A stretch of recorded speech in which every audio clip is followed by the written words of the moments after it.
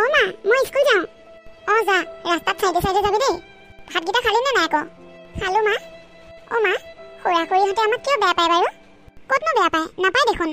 কালি খুৰীয়ে ধুনুক স্কুলত থ'ব গৈছিল। মই ইমান মাতিলো, খুৰীয়ে মাতেই নিদিলে। নুশুনিলে চাগে, সেইকাৰণে মাত নিদিলে। মই ইমান চিঞৰি চিঞৰি মাতিছোঁ, কিয় নুশুনিব বাৰু? ল'ৰা ছোৱালীবিলাকেই ঘূৰি ঘূৰি চাইছে, খুৰীয়েহে শুনা নাপালেনে? আমি দুখীয়া মানুহ যে, সেইকাৰণে খুৰা আৰু খুৰীয়ে আমাক বেয়া পায়। তই ইমানবোৰ ল'ৰা ছোৱালীৰ আগত খুৰীক মাতিছ, খুৰীয়েনো তোক ক'ত মাত দিব? দেউতাৰে নিজে নপঢ়ি নুশুনি লোকৰ ঘৰত কাম বন কৰি খুৰাৰক পঢ়ালে, পঢ়াই শুনাই তাক ডাঙৰ মানুহ কৰিলে। সি এতিয়া চাকৰি পালে, চাকৰি পাই তোৰ দেউতাৰকে ঘূৰি নোচোৱা হ'ল। মোৰ লগত যে পিংকি খুৰাকে ইমান মৰম কৰে, মাজে মাজে স্কুলৰ পৰা অনা নিয়াও কৰে। আমাৰ খুৰা খুৰীয়ে আকৌ মাতেই নিদিয়ে। সিহঁতে ধনী মানুহ, ক'ৰবাত টকা পইচা দিব পাব বুলিয়ে নামাতে। তই সেইবোৰ ভাবি নাথাকিবি। তোৰ হ'ল যেতিয়া স্কুল যাগৈ যা, আকৌ দেৰি হ'ব নহ'লে। অ মা মই আহিছোঁ। আমাক বাৰু নামাতে নাই, কিন্তু সেই অকণমানি ছোৱালীজনীয়ে মাত খাই দিওঁতেনো তাই মাত খাইও দিব নোৱাৰিলেনে? হেৰা, ভাত হ'লনে? অ ভাত তৰকাৰী হ'ল। এই মাছকেইটা ভাজি দিলে আপুনি ভাত খাব পাৰিব। দিয়া দিয়া, সোনকাল কৰা। মই ভাতকেইটা খাই এফালে যাওঁ। এফালে যাওঁ মানে ক'লৈ যায় ন? মই গুৱাহাটীলৈ যাম।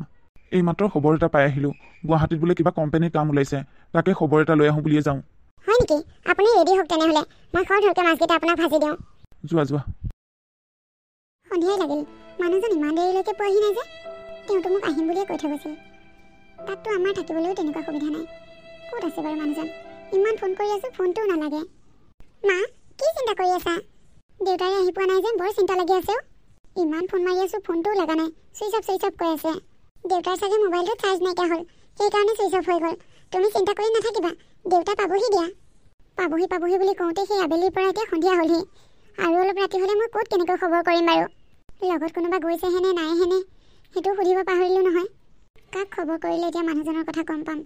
মই ভাবি তনি পোৱা নাই। বৰ চিন্তা লাগিছে। তেওঁ আহি নোপোৱালে মোৰ এতিয়া একোতেই মন নবহিব নহয়। খুৰী, অ খুৰী। অ মনোজ ক। খুৰা আজি গুৱাহাটীলৈ গৈছিল নেকি বাৰু? অ গৈছিলে, এতিয়ালৈকে আহি পোৱা নাই জাননে? মই বৰ চিন্তাত পৰিছোঁ।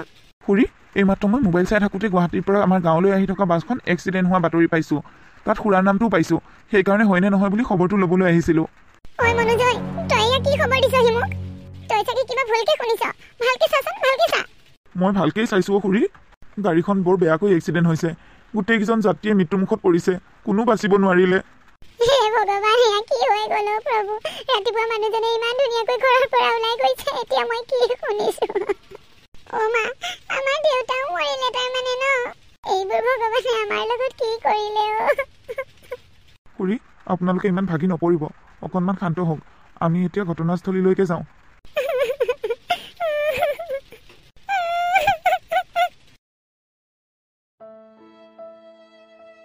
সংগীতা, অ সংগীতা। কিয়নো এনেকৈ বাহিৰৰ পৰা চিঞৰি আছে? ভিতৰলৈ গ'লেওতো হয়। মই কিবা এটা কামত লাগি আছিলোঁ। ৰ'বা, মই ইয়াতে বহি বহি এটা কথা চিন্তা কৰিছোঁ। আকৌ কি চিন্তা কৰিলেনো? দাদাটো ঢুকালে। মই ভাবিছোঁ বৌ আৰু কস্তুৰী তাত অকলে আছে, সিহঁত দুজনীক আমাৰ ইয়ালৈ লৈ আহোঁ। আপুনি এইবোৰ কি কথা কৈছে? ভাবি ভাবি এইবোৰহে পালেগৈ। আকৌ সেই কলগ্ৰহ সোপা চপাই লোৱাৰ কোনো প্ৰয়োজন নাই।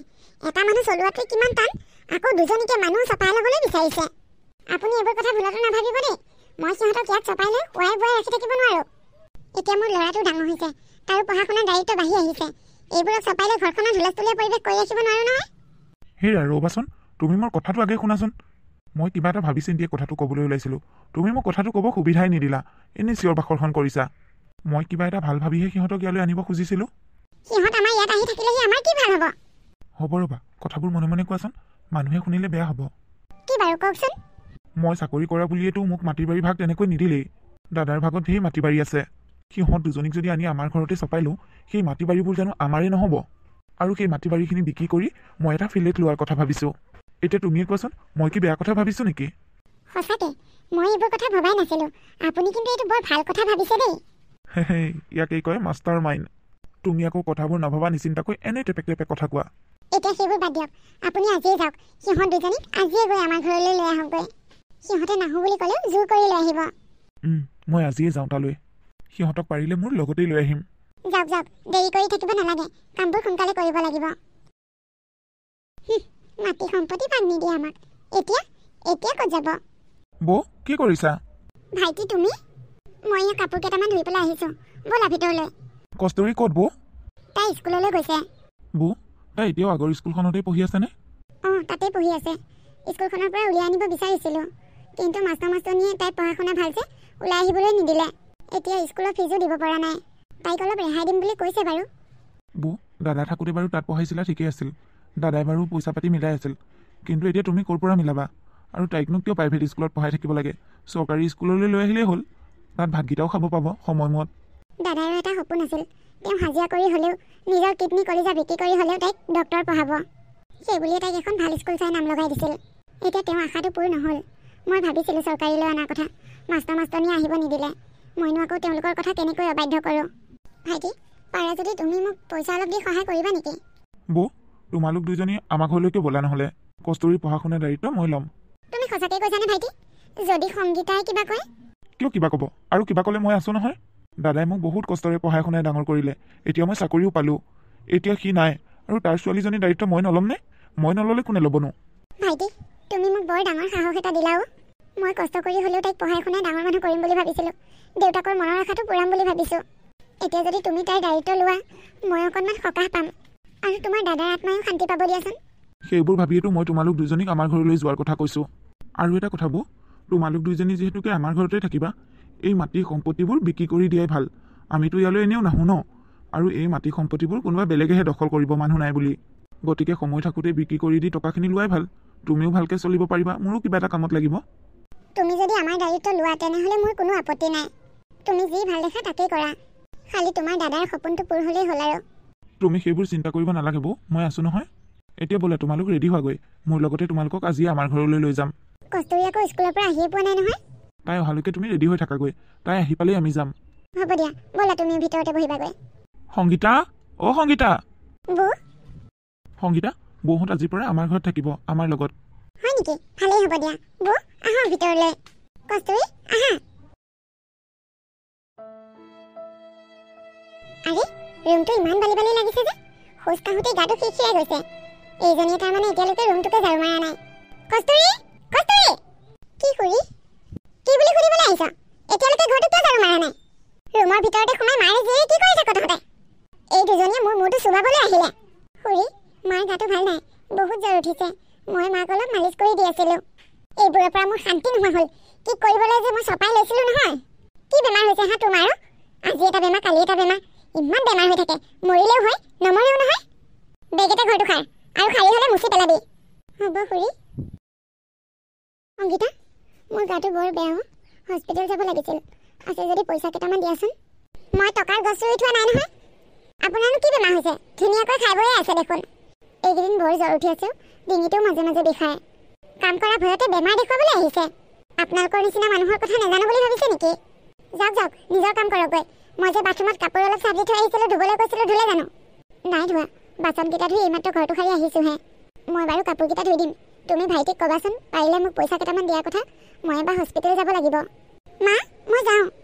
যাবলৈ হ'লেই নে তোৰ? কিবা এটা খালি জানো? নাই মা, একো খোৱা নাই। কস্তুৰী, ফ্ৰিজতে ৰাতি বনোৱা ভাত দাইল অলপ আছে, তাকেই খাই যা। সংগীতা, তুমি জানাই দেখোন, তাই ঠাণ্ডা ভাত ঠাণ্ডা তৰকাৰী খাব নোৱাৰে, তাতে আকৌ ফ্ৰিজত ভৰাই থোৱা। দেউতাকে আগতে দিন হাজিৰা কৰিছিল যদিও কোনো দিনাখনে আমাৰ ঘৰত ঠাণ্ডা বস্তু ব্যৱহাৰ কৰা নাছিলোঁ। মই সদায় ৰাতিপুৱাই গৰম ভাত বনাওঁ, আৰু দুয়োটাই খাই বৈ লৈ নিজৰ নিজৰ কামে কামে ওলাই যায়। আগতে দেউতাক আছিল খাইছিল, এতিয়া ক'ৰ পৰা খাবলৈ পাব? এতিয়া যি আছে তাকেই খাব লাগিব, অভ্যাস কৰিব লাগিব। ঠাণ্ডা বস্তু খালে তাই বেমাৰ হৈও সংগীতা। খাবলৈ দিয়াৰ কাৰণে মানে বেছি উস্তাদি মাৰিছে ন? নোখোৱাকৈ যাওক নহ'লে তাই, ভালহে? সেইখিনি ভাত দাইল দুপৰীয়া গৰম কৰি আপুনিয়ে খাই ল'ব, পেলাই দিব নোৱাৰিব কিন্তু। মা, হ'ব দিয়া, মই ভাত নাখাওঁ, ভোক লগা নাই। মই আহিছোঁ। ৰবিচোন, তই গলিয়ে নে? তাই গ'ল। আপুনি এনেই চিঞৰ-বাখৰ কৰি থাকিব নালাগে, যাওক নিজৰ কাম কৰকগৈ। সংগীতা, তুমি আমাক যেনেকৈ কথাবোৰ কৈছা যে আমি তোমালোকৰ টকাৰ পইচাৰ ওপৰতে খাই বৈ জীয়াই আছোঁ। ভাইটিয়ে আমাৰ ভাগৰ গোটেই মাটি সম্পত্তিবোৰ বিক্ৰী কৰিছে। আমি ইয়াত আছোঁ যদিও নিজৰ টকাৰে খাই বৈ আছোঁ। তথাপিও তোমালোকৰ ঘৰত থকাৰ কাৰণে তুমি যি কৰিব দিছা তাকেই কৰিছোঁ। আমাৰ মাটি বিক্ৰী কৰা টকা ভাইটিয়ে মোক 1 টকা এটাও হাতত দিয়া নাই। এতিয়া মোৰ বেমাৰ হৈছে, হস্পিটেল যাব লাগে, সেইকাৰণে তোমাক পইচা কেইটামান খুজিছোঁ। তাতো তুমি মোক ইমান কথা শুনাইছা। বৌ, আপুনি দেখোন বহুত ডাঙৰ ডাঙৰ কথা কৈছে। আপোনালোকৰ সেই মাটি বিক্ৰী কৰা টকা এতিয়াও আছে বুলি ভাবিছে নেকি? সেইবোৰ কেতিয়াবাই খাই বৈ শেষ কৰিলে। দুজনী মানুহে খাই থাকিলে টকা ওলাই থাকিব নেকি? আৰু আপোনাৰ মাটি বিক্ৰী কৰিনো এখেতে কিমান টকা পাইছিল? সেইখিনি টকাৰে কি আপোনালোক দুজনী মানুহে গোটেই জীৱনটো খাম বুলি ভাবিছিল নেকি? মই বেছি হিচাপ নাজানিব পাৰোঁ সংগীতা, কিন্তু আমাৰো অলপ চলপ মাটি থকা নাছিল। 15 বিঘাকৈ মাটি আছিল। গোটেই 15 বিঘা মাটি বিক্ৰী কৰি পেলালে। ভাইটিয়েতো আমাক চুক্তি কৰি লৈ আহিছিল, সি আমাক গোটেই জীৱন খুৱাই বুৱাই ৰাখিব, আৰু সেইকাৰণে মই তাক মাটিখিনি বিকিবলৈ পাৰ্মিশ্যনো দিলোঁ। এতিয়া সি গোটেই মাটি বাৰী বিকি শেষ কৰি পেলালে 6-7 মাহ যাওঁতে ইমানবোৰ টকা শেষ হৈ গ'লনে বৌ আপুনি দেখোন মোৰ মুখে মুখে কথা ক'বলৈ লৈছে আপোনালোকৰ টকা কেতিয়াবাই শেষ হ'ল আমাৰ টকাৰে আপোনালোকে এতিয়া খাই বৈ আছে যাওক এতিয়া মোৰ ওচৰৰ পৰা মোৰ ওচৰত পেকপেকাই নাথাকিব বা এইজনী কম বস্তু নহয় দেই সংগীতা মোৰ অফিচ যাবলৈ হ'ল নহয় কিবা এটা খাবলৈ দিয়া আকৌ আজি একো বনোৱা নাই বাহিৰতে খাই ল'ব যাওক তোমাৰ আকৌ কি হ'ল ইমান খং কৰিছা যে হ'বলৈ আৰু কিটো বাকী আছে আপোনাৰ মৰমৰ বৌয়েকে আজি টকাৰ হিচাপ ধৰিছে মোক টকাৰ হিচাপ ধৰিছে মানে সিহঁতে হেনো আমাৰ টকাৰে খাই বৈ থকা নাই সিহঁতে নিজৰ টকাৰে খাই বৈ আছে সিহঁতৰ মাটি বিকা টকাবিলাক শেষেই কৰিলোঁ নেকি তাকেই সুধিছে কি বৌয়ে সেইবোৰ কথা সুধিছে আকৌনো কি এই দুজনীক মই এবাৰ ঘৰৰ পৰা খেদি আছোঁ চাব আপুনি ইয়াত থাকিবলৈ দিয়া নিচিনা পাইছে সিহঁতে হ'ব দিয়া খং নকৰিবা কি হয় পিছত দেখা যাব দিয়াচোন মই আহিছোঁ মোৰ ঘৰতে থাকি মোৰেই খাই আকৌ মোকেই কথা শুনোৱাই ইমান হাঁহি সিহঁতৰ এনেকৈ এদিন হঠাতে কস্তুৰী মাকৰ মৃত্যু হ'ল হেৰি বৰ ডাঙৰ কথা এটা হ'ল জানেনে কি হ'ল ন গড্ৰেজৰ পৰা টকা 5,000 নাইকিয়া হ'ল হে কি কোৱা ভালকৈ চোৱা গৈ যোৱা মই গোটেই কাপোৰ এখন এখন কৰি বিচাৰিলোঁ ক'তো নাপালোঁ কোনেনো নিব আহিব ঘৰখননো চোৰৰ অভাৱ হৈছেনে এই কস্তুৰীজনীয়ে চুৰ কৰিছে যেন পাইছোঁ আপুনি তাইক সোধকচোন মই ইমান সুধিছোঁ তাই নাই নাই বুলি কৈ আছে কস্তুৰী চাওঁ এইফালে আছোন কি খুৰা তই গড্ৰেজৰ পৰা টকা 5,000 লৈছিলি নেকি মই নাই লোৱা খুৰা মইনো টকা 5,000 লৈ কি কৰিম ঐ তই নল'লে কোনে ল'ব হা তয়ে লৈছ দে মোক টকাখিনি ঘূৰাই দে মোক বিশ্বাস কৰা খুৰী মই নাই লোৱা তোক বিশ্বাস কৰিব লাগে হা তোক মই এতিয়া কেনেকৈ বিশ্বাস কৰোঁ নাই বুলি কওঁতে আজি ঘৰৰ পৰা টকা 5,000 নাইকিয়া হ'ল কাইলৈ বা আৰু কি নাইকিয়া হয় ঠিক নাই তোক মই কেনেকৈ বিশ্বাস কৰোঁ হা শুন টকাখিনি দিয় যদি দে ভালে ভালে আৰু নিদিয় যদি মোৰ ঘৰৰ পৰা বাহিৰ হৈ যা ইয়াত তই থাকিবলৈ নোৱাৰ মই টকা লোৱা নাইও খুৰী আৰু মইনো নল'লে তোমাক ক'ৰ পৰা টকা 5,000 ঘূৰাই দিওঁ মই তোৰ কথা নুশুনো টকাখিনি তয়ে লৈছ তই যেতিয়া টকাখিনি ঘূৰাই নিদিয় তই ওলা মোৰ ঘৰৰ পৰা এতিয়া ওলা মই ক'ত যামগৈ খুৰী মইতো থাকিবলৈ দেখোন ঘৰ নাই য'তেই যাওঁ ত'তেই যাগৈ টকা 5,000 হাতত আছে নহয় সেইখিনিকে লৈ তই ঘূৰি ফুৰগৈ যা ওলা এতিয়া ওলা মোৰ ঘৰৰ পৰা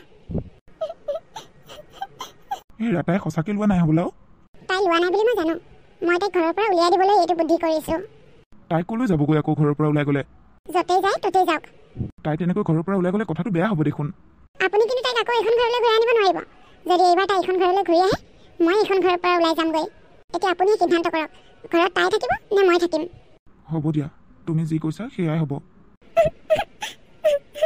মা দেউতা তোমালোক ক'ত আছা মোকো তোমালোকৰ ওচৰলৈ লৈ যোৱা ভণ্টি তুমি ইয়াত অকলে অকলে এনেকৈ বহি কিয় কান্দি আছা মোৰ মা দেউতা কোনো নাই খুৰা খুৰী ঘৰতে আছিলোঁ আজি খুৰা খুৰীয়ে মোক ঘৰৰ পৰা উলিয়াই দিলে মই এতিয়া যাবলৈ ক'তো জেগা নাই সেইকাৰণে ইয়াতে বহি আছোঁ খুৰা খুৰীয়ে তোমাক ঘৰৰ পৰা কিয় উলিয়াই দিলে খুৰী হেনো গড্ৰেজৰ পৰা টকা 5,000 নাইকিয়া হ'ল মোকেই চোৰ বুলি কৈ ঘৰৰ পৰা উলিয়াই দিলে তুমি সঁচাকৈ টকাখিনি চুৰ কৰিছিলা জানো নাই কৰা মোক বিশ্বাস কৰক মই এটকাও লোৱা নাই তুমি মোৰ লগত আমাৰ ঘৰলৈ যাবা নাযাওঁ মই ক'তো নাযাওঁ একো নহয় ব'লা তুমি মোৰ লগত ধুনীয়াকৈ থাকিব পাৰিবা যদি আপুনি মোক কেইদিনমানৰ পিছত চোৰ বুলি কৈ ঘৰৰ পৰা পঠিয়াই দিয়ে তেতিয়া নিদিওঁ মই সঁচাকৈ কৈছোঁ মোৰ দেউতাই মোক লৈ বহুত আশা কৰিছিল মোক দেউতাই ভালদৰে পঢ়াই শুনাই ডক্টৰ বনাব বুলি ভাবিছিল কিন্তু মই পঢ়া শুনাই কৰিব নাপালোঁ বাৰু সেইবোৰ কি হয় হৈ থাকিব পিছত তুমি এতিয়া আহা মোৰ ঘৰলৈ বলক